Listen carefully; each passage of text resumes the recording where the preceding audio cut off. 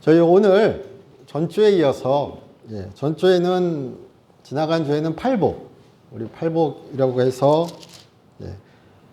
복이 있나니 저희 마태복음의 저희 성경의 번역으로는 심령이 가난한 자는 복이 있나니, 그래서 심령이 가난한 자, 애통하는 자, 온유한 자, 의에 줄이고 목마른 자, 이렇게 쭉 팔복에 대해서 한번 이야기해 봤었습니다. 그래서 팔복을 제가 말씀드릴 때 복습의 시간 중요하죠. 팔복을 말씀드릴 때 팔복을 조건이나 어떤 성취의 조건 또는 천국 가기 위한 전제 조건, 그렇죠. 우리가 구원에 관심이 많죠. 어떻게 하면 구원받을까? 어떻게 하면 진짜 천국 갈까? 최대 관심이죠. 최대 관심인 건 분명합니다. 그런데 이런 팔복이 있어야, 즉 말한 대로 심령이 가난해야, 온유해야, 애통해야 천국 간다. 이러면 참 어색하지 않을까 하는 그런 말씀을 드렸던 것 같습니다. 당장 우셔야죠. 애통해야 된다. 물론 애통에 대한 것을 이렇게 직접적으로 풀지 않고 우리가 전통적인 시각에서 얘기할 때 좀 다르게 풉니다. 그리고 온유라는 것을 말씀드릴 때도 온유하다는 것이 어떤 힘이 없어서 그리고 줏대가 없어서 혹은 약하여서 막 흔들리는 것이 아니라 그 안에 강한 어떤 말씀의 어떤 예수님의 온유라 그럴 땐 그렇게 우리 이해하죠. 그런 것이 아니라 우리가 세상의 사람으로서 그렇게 어쩔 수 없이 혹은 비겁하여서 혹은 내가 강하지 못하여서 그렇게 흔들리는 혹은 휩쓸리는 이런 것에 대하여 한번 말씀을 드렸었습니다.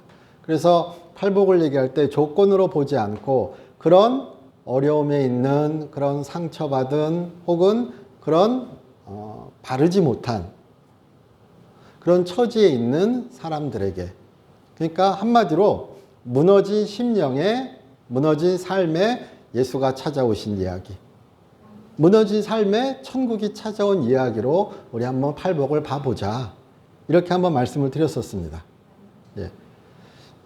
제가 글을 읽다 보니까 그런 글이 있더라고요. 우리 다윗 왕 참 좋아하시죠? 다윗. 다윗이 사울의 살해 위협에 쫓겨났을 때 우리 다윗이 아둘람 굴이라고 우리 성경에서는 얘기하는 아둘람에서 400여 명의 부하를 혹은 동료들을 만나게 되죠.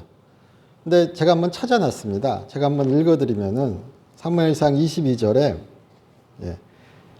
사무엘상 22장 2절입니다. 그가 아둘람 굴로 도망하매 그의 형제와 아버지의 온 집이 듣고 그리로 내려가서 그에게 이르렀고, 2절입니다. 환난당한 모든 자와 빚진 모든 자와 마음이 원통한 자가 다 그에게로 모였고 그는 그들의 우두머리가 되었는데 그와 함께한 자가 400여 명가량이었더라. 빚진 자, 원통한 자, 이런 얘기가 쭉 나오죠. 환난당한 자. 그 400명이 이스라엘의 역사에서 보면은 다윗 왕의 기반 세력이 됩니다. 하나님께서 다윗 왕과 그들을 사용하셔서 이스라엘 왕국이 세워지게 하고, 그가 왕이 되게 하는, 그러니까 사울에서도 이미 이스라엘 왕국이 있으니까 세워지게 한다는 의미는 좀 그렇겠습니다. 그러니까 끝까지 어떻게 보면 그들의 상당수가 다윗 왕과 끝까지 함께하는, 그리고 진짜 약한 자, 버림받은 자, 그리고요 제가 책을 읽다 보니까요 그런 글이 있더라고요. 이 지금 아둘람 굴에서 만난 400여 명의 사람들, 우리 역사의 눈으로 냉철하게 보잖아요. 그런 패배자고, 그리고 되게 비판적인 눈으로 보면은 다 도둑들입니다. 제가 예전에 사무엘상 할 때요 그런 말씀 드렸습니다. 다윗 왕이 그의 아둘람 그 일행과 함께 도둑질하러 가죠. 그때 제가 다른 표현 찾기 참 힘들다고 말씀드렸던 기억이 있습니다. 제가 좀 과장되게 말씀드린 경향이 있으나 그들의 그런 삶의 방향들 막 이런 것들, 글쎄요, 우리가 지금 그렇게 살자, 다윗 왕의 그런 그때 그가 그렇게 쫓겨갔을 때 예, 약탈을 하고 막 이런 행위들을 예, 하나님의 뜻이라고 우리도 지금 약탈하자 이러면 큰일 나죠. 형식만을 받는 거죠. 아니 그렇지 않으세요? 예, 그러나 오히려 지금 이 사람들을 하나님께서 사용하셔서 하나님의 뜻을 이루는 도구가 되게 하신 건 맞죠. 예, 그들은 약한 자들이었고요. 그들은 빚진 자들이었고요. 그들은 아마 지금 그 표현 그대로 원통한 자들이었을 겁니다. 근데 그들의 그런 원통함이, 비통함이, 그런 애절함이, 예, 하나님이 그들을 사용하셨을 때, 예, 순간 그들이 완전히 바뀌지는 변하지는 않았을지라도 그들의 삶을 통하여 그들이 하나님과 교제함 가운데 그들은 많은 것이 변화되었을 것이라고 저는 믿습니다. 그래서 지금 이 이야기를 팔복의 이야기 한번 우리가 비교해서 연결시켜서 본다면 너희는 세상, 오늘 그렇죠. 너희는 세상의 소금이라 너희는 세상의 빛이라 예수님이 말씀하셨을 때 우리 분명 교회에서 그런 얘기 합니다. 빛이 되려고 소금이 되려고 사시는 게 아니라 예, 그렇게 말하는 경우도 있지만 우리가 세상의 빛이 되자 세상의 소금이 되자 이렇게 말하는 경우도 분명 많이 있으나 예, 우리 번역에 그리고 성경의 그런 원문의 뜻에 충실히 따르자면 예수님은 세상의 빛이라고 말씀하신 거죠. 세상의 소금이라고 말씀하신 거죠. 우리가 좀 정확히 했으면 좋겠습니다. 너희는 아직 소금이 아니니까 소금이 되라고 말씀하신 건 아닌 것 같습니다. 너희는 아직 세상의 빛이 아니니까 세상의 빛이 되라고 말씀하신 것 같지는 않습니다. 그리고 세상의 빛이 되어서 천국 가라. 세상의 소금이 되어서 천국 가라. 이렇게 말씀하신 것 같지도 않습니다. 마치 그것은 우리가 공로를 쌓아서 공덕을 쌓아서 우리의 의의를 우리의 행위를 막 쌓아서 천국 가는 입장권을 충실히 구매해서 우리 마지막 날에 우리가 예수님 하나님을 만났을 때 우리의 죄와 공과를 잘 이렇게 저울 지어서 우리가 이만큼 착한 일을 했고 우리가 이만큼 선한 일을 했고 우리의 죄가 이만큼 있으니까 상계하여서 그게 조금 넘으면은 천국, 조금 아래로 터지면은 후라이대로 가는 거죠. 불지옥으로 가는 거죠. 그런 의미를 이해하시는 분 없죠? 우리의 행위로 우리 행위를 잘 쌓아서 그렇게 천국과 지옥을 낳는다고 이해하시는 교회 다니시는 분 없으리라고 저는 믿습니다. 제가 좀 극단적으로 말씀드렸지만 그러면은 우리가 어떻게 이해할까 그럴 때 팔복을 만일 그렇게 상처받은 자, 진짜 핍박받는 자, 약한 자, 소외된 자에게 찾아온 천국의 기쁜 소식이라 그랬을 때 예수님은 그들에게 말씀하시는 거예요. 너희는 세상의 소금이라고요. 너희는 세상의 빛이라고요. 바리새인들은 사두개인들은 당신들은 세상의 실패자라고 얘기해요. 당신들은 세상에서 뒤처진 자라고 얘기해요. 하나님 앞에 죄를 지은 자라고 얘기해요. 근데 예수님은 어부를 부르셨고 세리를 부르셨고 진짜 물론 그 가운데 세리, 어부 또 도마 여러 가지 종류의 여러 가지 지위의 계층의 사람들이 있었죠. 그러나 예수님은 그 모든 사람을 부르시고 고치시고 같이 하시면서 말씀하시는 거잖아요. 너희는 세상의 소금이라고요. 너희는 세상의 빛이라고요. 그럼 우리가 그걸 그렇게 생각해 보신다면 세상은 하나님이 너희를 사랑하지 않고 너희를 사랑하지 않는다고 어떻게 보면 말씀하신 건데 지금 예수님은 말씀하시는 거죠. 하나님은 너희들을 사랑하신다고요. 하나님은 너희들을 사용하실 거라고요.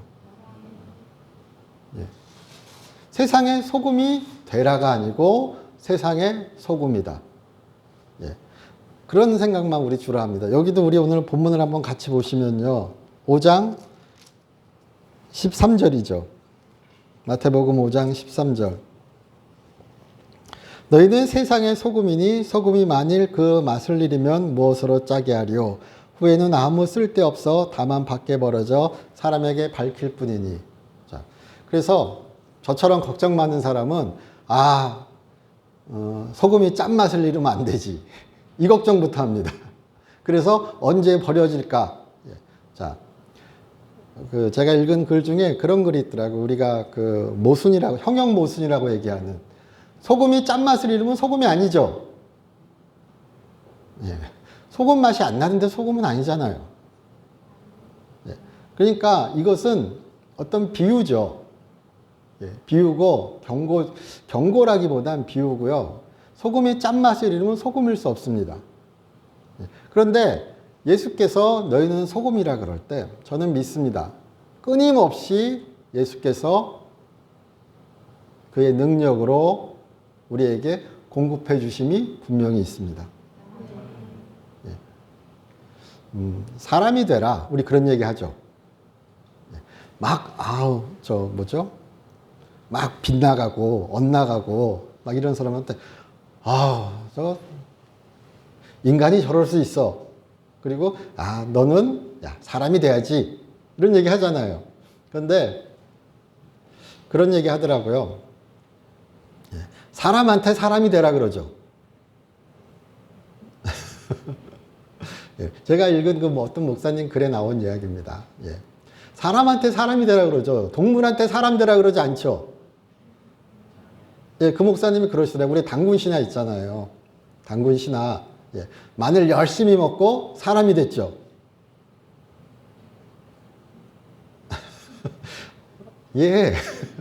마치 저만 당군 신화를 아는 것처럼. 호랑이와 곰이, 그래서 우리 나중에 배웠던 것 같습니다. 호랑이 부족, 곰 부족 이렇게, 그쵸? 근데 동물한테 사람이 되라고, 너는 왜 사람처럼 못해? 이렇게 얘기하지 않잖아요. 그렇죠. 사람이니까 사람이 되라고 얘기하는 거죠.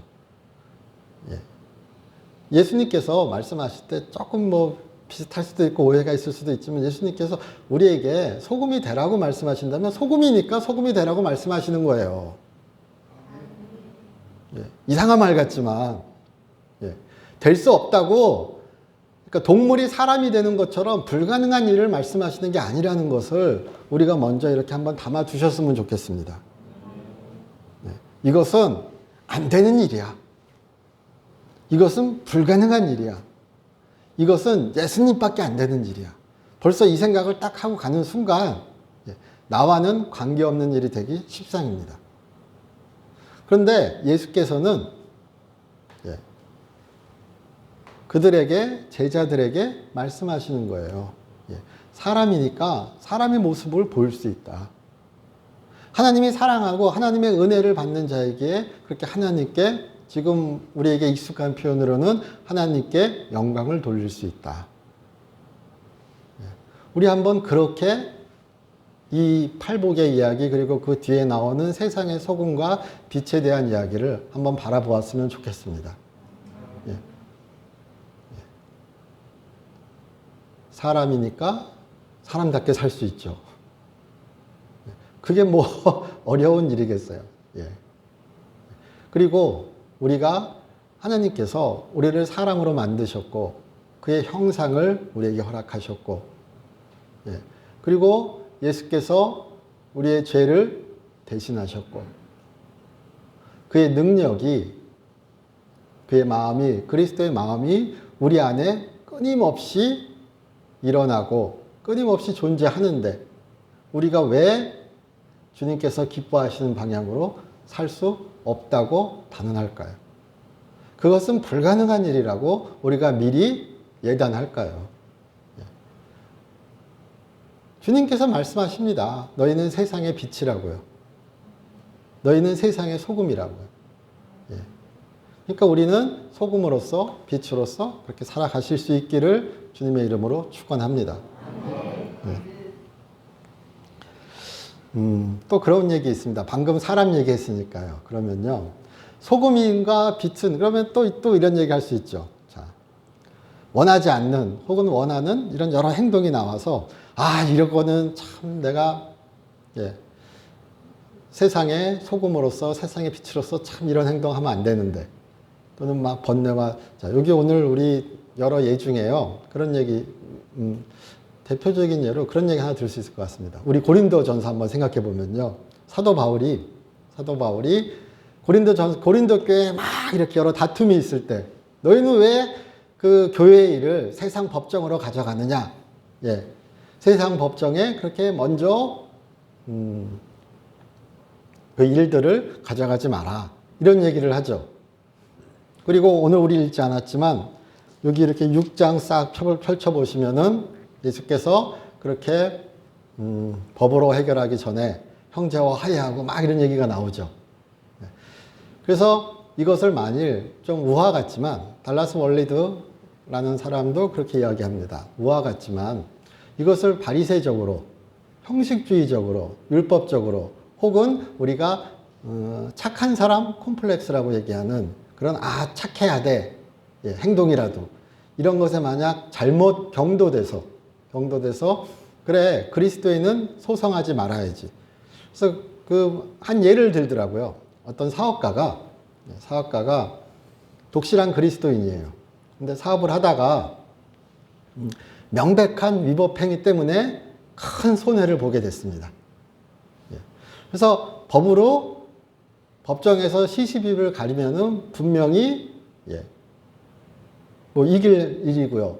피해를 회복할 수 있고요. 오히려 더 나아질 수 있는 상황이라고 얘기합니다. 그런데 사도 바울도 예수님도 뭐라 그러셨죠? 법정으로 가져가지 마라. 소송하지 마라. 먼저 용서해라. 막 이런 얘기 하셨죠. 그러니까 그리스도는 뭐죠? 세상의 소금이죠. 세상의 빛이죠. 그러니까 세상의 소금처럼 빛처럼 아름다운 선행을 알려야죠. 그래서 소송을 안 했답니다. 그리스도인이니까. 그리고 참 잘 됐으면 좋은데 이건 한 예지만 그 사업가가 마음에 우라가 해결이 안 되는 거예요. 내가 그리스도이니까 예수님께서 그렇게 말씀하셨으니까 소송을 안 한 겁니다. 명백한 상대방의 잘못인데. 그리고 이 안에서 해결이 안 되는 거예요. 그리고 사업은 점점 어려워져 가요. 그러니까 어떻게 됐다고요? 하나님이 원망스러워요. 나에게 왜 이런 짐을 지어놔서. 예수님이 그걸 바라실까요? 우리 한번 생각해 보자고요. 너희는 세상의 소금이라 너희는 세상의 빛이라 그럴 때요. 예수님이 억지로 우리에게 무거운 짐을 막 집어넣으셔서 우리가 흔히 교회에서 말하는 율법의 짐처럼요. 너희는 이런 사람이 되어야 하고 이렇게 되지 못하면 하나님의 징계를 받고 천국까지 못하고 이러니까 너희는 이렇게 하라는 거는 우리가 말하는 율법이죠. 그게 바로 우리가 교회에서 얘기하는 율법의 짐이죠. 그런데 예수님께서 너희는 세상의 소금이요 너희는 세상의 빛이요 너희는 복 있는 자다 너희는 복된 자라고 얘기하실 때는 내가 너희와 함께 있어서 끊임없이 너희를 변화시키고 그렇게 진짜 하나님께서 기뻐하시는 사람으로 만드신다는 변화된 사람으로 만드신다는 약속 위에 증거 위에 존재하는 거죠. 내가 그럴 깜냥이 되지 않는다. 깜냥이라는 표현 죄송합니다. 내가 그만한 사람이 되지 못했는데 억지로 나를 끌고 가서 맡기는 거는 어찌 보면 나를 망치는 행위요. 예수님의 참뜻을 곡해하는 행위도 될 수 있다고 말씀드리는 겁니다. 예수님의 지금 이 은혜로운 이야기를 새로운 율법으로 우리가 받아들이지는 않으셨으면 좋겠다는 의미로 말씀드리는 겁니다.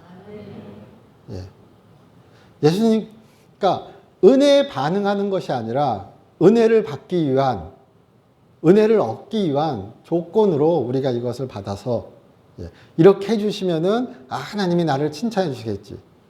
칭찬 안 하시면 어떻게 하실 거예요? 내가 착하게 살았는데, 내가 선하게 살았는데 잘 되는 게 별로 없어요. 그저 억울할 따름이에요. 예. 제가 좀 과장되게 말씀드립니다. 그래도 그것이 새로운 율법으로 다가오진 않으셨으면 좋겠습니다. 예. 세상의 소금, 세상의 빛. 그래서 우리 또 소금 얘기하면요, 많이 하는 얘기 중에 한 가지가, 일단 그런 말씀 드려야 되겠네요.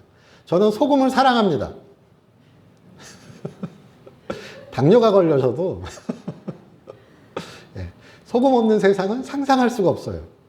예, 물론 제가 소금도 사랑하고 고춧가루도 사랑하고 예, 많은 얘기하죠. 자, 그리고 우리 성경에서 얘기할 때요. 성경에서 얘기할 때 소금의 역할이 참 여러 가지 있습니다. 예, 부패를 방지하고 정결케 하고 뭐 제사에 쓰이기도 하고요.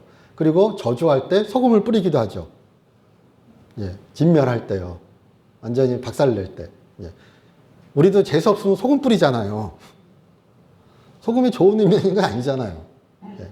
그런데 여기 세상의 소금이라 그럴 때는 그냥 우리 한 가지 의미만 만일 대표적인 의미만 찾는다면 소금의 속성 여러 가지 막 따져가지고 하는 게 아니라 소금은 참 맛을 따지면 맛을 아름답게 하죠. 저는 소금 없는 세상은 상상할 수 없습니다. 예, 소금 없는 세상은 상상할 수 없습니다. 예. 근데 소금이 또 너무 많으면 또 안 됩니다. 이렇게 얘기하면 이상해지네요. 근데 세상의 소금이라 그럴 때 예수께서는 그렇게 말씀하신 것 같습니다. 너희는 상처받고 어떻게 보면 죄 지은 자고 어떻게 보면 그렇게 애통하는 자고 어떻게 보면 그렇게 상한 심령이나 너희를 오히려 사용하여서 하나님이 세상을 이롭게 하신다. 예. 하나님이 그의 구원을 나타내신다. 예. 그리고 세상을 이롭게 한다기보다요. 오히려 더 정확하게 얘기하면요. 너희를 통하여 하나님이 하나님이심을 보이실 것이다. 너의 삶을 통하여 사람들이 무엇을 보게 되는가? 하나님을 보게 될 것이다. 예. 그래서 오늘 우리 읽은 본문에 이렇게 쓱 보시면요. 16절이죠. 이같이 너희 빛이 사람 앞에 비치게 하여 그들로 너희의 착한 행실을 보고 하늘에 계신 너희 아버지께 영광을 돌리게 하라. 예. 너희가 하나님의 뜻을 잘 펼쳐서 또는 그렇게 하나님의 말씀을 잘 순종하여서 여기 말대로 하면 착한 행실을 하여서 세상을 아름답게 변화시키는 것, 이것이 목적이 아니라 무엇이 목적이냐? 하나님을 보게 하라. 하나님께 영광을 돌려라. 예. 되게 거부감이 들 수도 있고요. 혹은 좀 이상해? 이런 생각이 들 수도 있지만 세상을 아름답게 변화시키는 게 목적이 아니에요. 하나님을 보게 하는 게 목적이에요. 하나님께 영광을 돌리는 게 목적이에요. 하나님께 영광을 돌리게 하는 게 결과예요. 예. 너의 삶을 통하여 예수와 함께 만난 자들이 예수와 함께하는 자들의 그들의 삶을 통하여 예. 세상을 아름답게 변화시키는 것이 결과요 목적이 아니라 그들의 삶을 통하여 그들의 신앙을 통하여 사람들이 하나님을 모르는 사람들이 예수님을 모르는 사람들이 예수님을 알게 하는 거예요. 예수님을 찾게 하는 거예요. 그것이 바로 세상의 빛인 거예요. 세상의 소금인 거예요. 그래서 소금이 딱 세상의 소금이 되어서 세상을 널리 이롭게 한다. 예. 물론 하나님을 알면 널리 이롭겠죠. 뭐 그렇게 얘기하면 한두 끝도 없잖아요. 그것이 아니라 방점이 세상에 박히는 것이 아니라 하나님께 박혀야 됩니다. 예. 우리 그거 동의하셨으면 좋겠습니다. 이건요. 그리고 그래서 지금 여기 나오는 이런 모든 것의 이야기도요. 끊임없는 나와 하나님과 나와 예수님과의 그런 나와 성령님과의 그런 교통함 가운데 예, 나의 삶이 나의 신앙이 나의 모습이 그리스도의 모습을 나타내야 되는 겁니다. 그리고 나를 통하여 우리를 통하여 예수는 이런 분이시구나. 이런 것이 사회에서, 세상에서 인정될 수 있었으면 좋겠습니다. 예. 제가 한 몇 번 얘기했던 것 같은데요. 작년, 재작년에도 많이 그 인터넷이나 SNS나 페이스북이나 이런 데서도요, 많이 봤던 얘기입니다. 예. 그 케냐 나이로비에 존 다오라는 소년 혹시 기억하시나요? 이름 말하면 딱 바로 안 떠오르죠. 예. 그 어머니는 일찍 돌아가고 아버지의 학대 가운데 집을 나와가지고요. 예. 나이로비 그 시내겠죠. 거기에서 거지로 살아가면서 집 나온 아이죠. 예.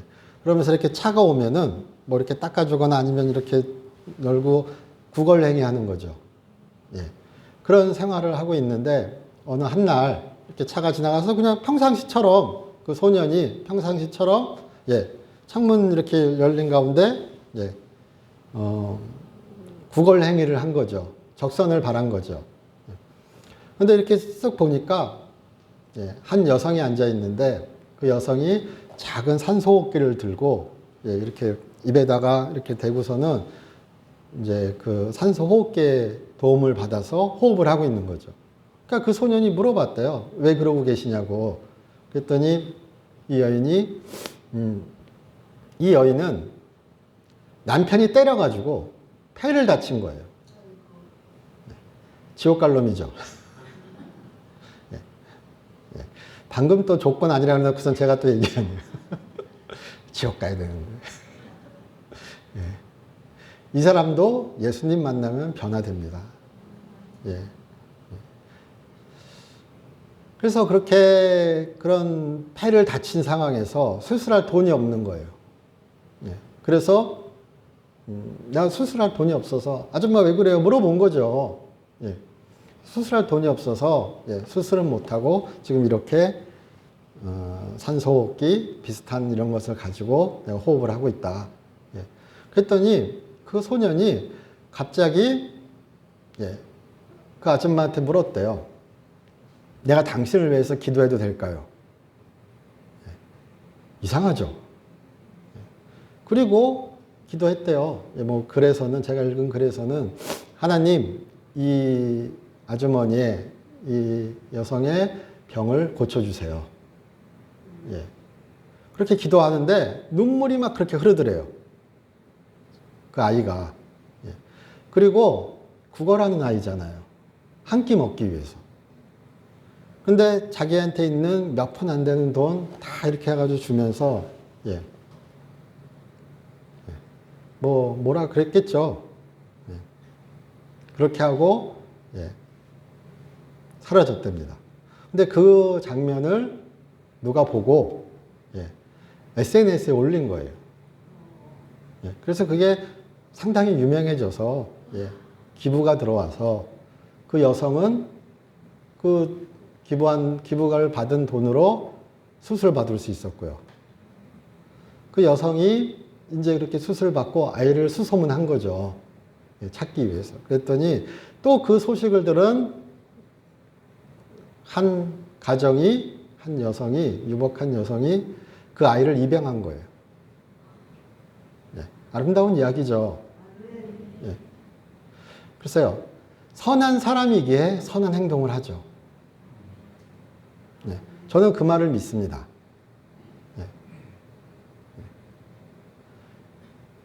나는 포도나무요, 너희는 가지라 그럴 때요.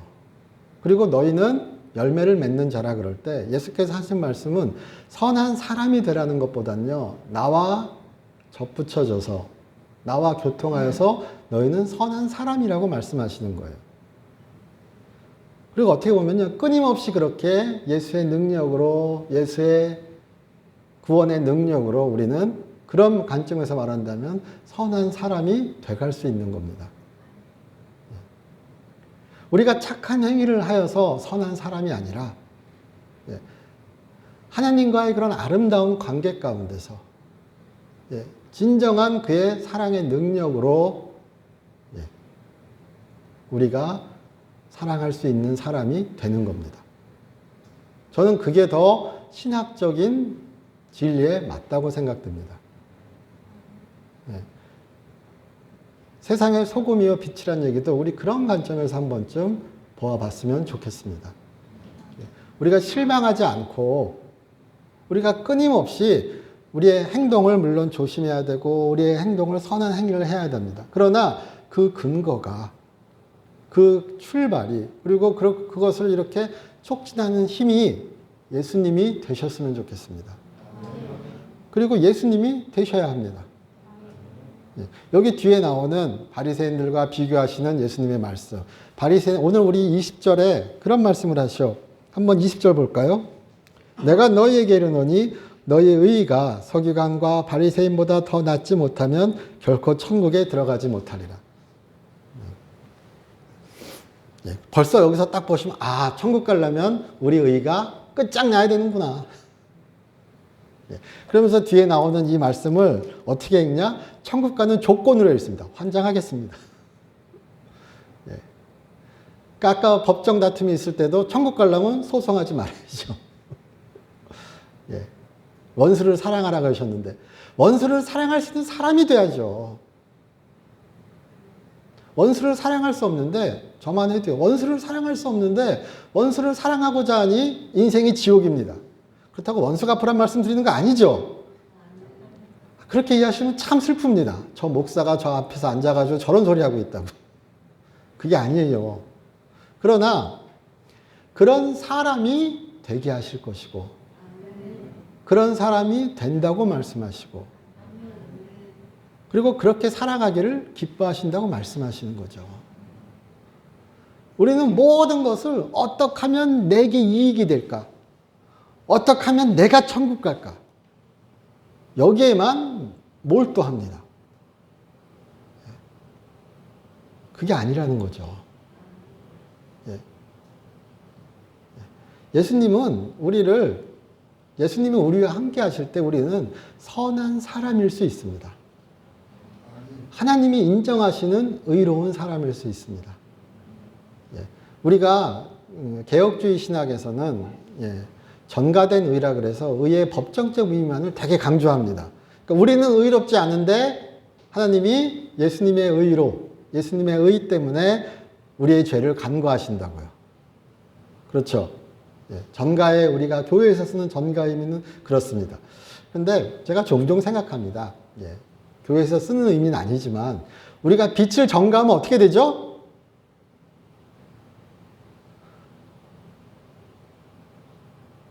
질문을 하면 안 되나요? 자, 빛이 전가되면 그 빛이 나에게 온 거죠. 저 왼수가 아니면 자, 아버지가 부모님이 빛을 유산으로 물려드신 거 우리 전가가 뭐죠? 남한테 미루는 거죠. 우리가 일상적으로 쓰는 전가의 용어는 그래요. 그런데 그러면은 그것을 조금 더 개혁주의 신학에 맞게 한번 얘기해 본다면은 우리가 말하는 칭의와 중생은 같이 가야 되는 거예요. 중생, 하늘로부터 다시 태어나는 거예요. 위로부터 다시 태어나며. 예수께서 요한복음에서 니고데모와 같이 말씀하시잖아요. 사람이 어떻게 다시 태어날 수 있습니까? 위로부터 다시 태어난다고. 그건 중생이죠. 우리가 말하는. 성화죠. 중생과 성화도 또 다르다. 막 이렇게 복잡하게 얘기하는데요. 전가라고 우리가 생각하실 때도요. 그렇지. 예수님의 의만 있으면 돼. 여기서 끝나면은 너무 서글픈 얘기인 거예요. 그게 아니라 예수의 의가, 예수의 구원이 예수께서 우리에게 하나님께서 예수로 말미암아 성령으로 우리에게 주신 구원은 우리를 변화시킵니다. 우리가 예수님처럼 되어갑니다. 그리고 예수님처럼 되어야 합니다. 너무 천주교적이에요. 작은 신의 아이들 그러죠. 용어는 다를 수 있고요. 세세하게 막 표현하는 건 다를 수 있습니다. 그러나 그냥 구원론에 함몰돼서 구원에 함몰돼서 그냥 구원의 조건만 찾고, 그렇지, 예수님이 믿음만 모신다 그랬지. 그러니까 행위는 아니야. 이것도 서글픈 얘기고요. 예. 믿음만이 아니라 행위가 있어야 돼. 그래서 행위만 또 찾다 보면 이것도 서글픈 얘기죠. 예. 그것이 아니라 정가, 그래서 저는 정가도 제 멋대로 이해합니다. 아, 이거 녹음되는 거 아니죠? 예. 예. 전통적 신학에서 전가는 예. 그냥 진짜 말 그대로 간구하시는 거예요. 그래서 이런 표현이 꼭 들어야 됩니다. 간구하신다고요. 그런데 예, 한자가 다른지는 모르겠습니다. 그러나 예, 우리가 그냥 일상적으로 쓰는 전가는 예, 예수의 의가 나에게 있는 거죠. 나에게 있는데 내가 어떻게 변화가 안 돼요. 예수님의 의가, 그리고 우리가 의라고 얘기할 때도요. 여기 지금 헬라어에서는요. 디카이오스네라고 얘기합니다. 디카이오스네. 의. 여러 버전의 해석이 있고 적용이 있습니다. 그러나 기본적으로 성경에서 말하는 디카이오스네, 의라고 얘기할 때 히브리어로 짜다크라고 얘기하는 의는요. 하나님과의 관계에서 나오는 겁니다. 네. 그러니까 내가 가지고 있는 어떤 것이 아니라 내가 함양하고 내가 가지고 있고 나의 행위고 이런 것이라는 의미보다는 하나님과의 철저한 관계 가운데 계속되는 그런 교통함 가운데 인정되는 것이 의입니다. 그러니까 아브라함이 이것을 믿음에 하나님의 말씀을, 우리 창세기 그 유명한 구절이에요. 하나님이 그것을 의로 여겼다 이렇게 말씀하실 때도요. 아브라함이 하나님의 약속을 믿고 그 상황을, 그 이야기를 하나님과의 그런 교통과 교제와 끊임없는 공급과 그의 응답과 이런 것이 쭉 되는 것을 의롭다 하시는 거예요.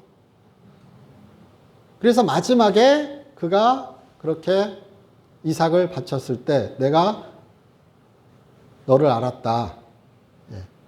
말씀하시는 거예요. 그래서 유대인들에게 있어서 그 첫 번째 이야기와 그 마지막 이야기가 같이 갑니다. 예. 의는, 그런 의미에서 의는 관계입니다. 그래서 만약 그런 식으로 생각하면, 그리고 의를 그렇게 얘기할 때 또 뭐라고 얘기하는가? 제가 이렇게 글을 읽다 보면요. 그런 글이 있습니다. 의라고 얘기할 때는요. 디카이오스네란 말을 할 때 그런 의미 중에 있는 것은 사람을 사람답게 만드는, 혹은 사람을 선하게 하는 무엇이래요. 그러니까 나에게 있는 선한 의지, 나에게 있는 선한 능력, 이런 것들, 나의 능력들, 내가 노력해서 막 빗어내야 되는 것, 이런 것은 오히려 그런 인간적인 면모를 강조한, 그러니까 흔히 말하는 우리 철학에서 얘기하는 그런 덕, 의, 이런 것이고요. 성경에서 얘기하는, 그리고 본래 디카이오스네, 히브리어에서 말하는 것, 디카이오스네의 의미에 조금 더 가까운 의미는요. 예. 나를 선하게 만드는 무엇이래요. 나를 선하게 만드는 게 뭐죠? 그렇지, 예수님이죠. 예, 성령 하나님이시죠. 예, 그가 끊임없이 나에게 공급해 주시죠. 예, 그러니까 그와의 동행이 없으면 예, 나의 공로입니다. 예, 나의 자기의입니다. 우리가 말하는. 그래서 여기 뒤에 나오는 이야기들도요. 그렇게 된 사람과 그렇게 되고자 거칠하는 사람의 비교일 수도 있는 겁니다. 우리가 그런 사람이 되시기를, 그런 사람이 되셨음을, 그리고 그렇게 행복한 사람임을, 복된 사람임을 우리가 한 번쯤은 아니죠. 계속 담아두셨으면 좋겠습니다. 너는 복된 사람이다. 너는 행복한 사람이다. 왜?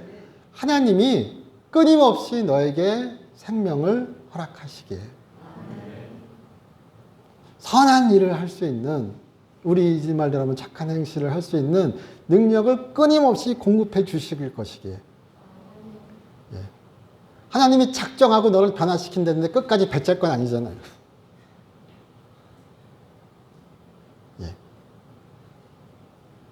이건 제 표현이지만 구원이 일종의 인간 개조 프로젝트라고 제가 말씀드렸죠. 예. 수천 년간, 수만 년간 보시다가 결국 하나님이 결심하셨습니다.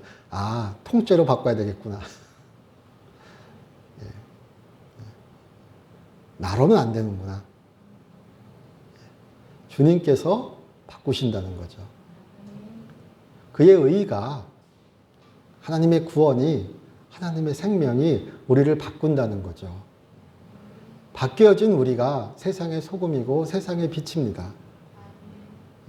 그리고 그렇게 하나님 보시기에 진짜 질적으로 다른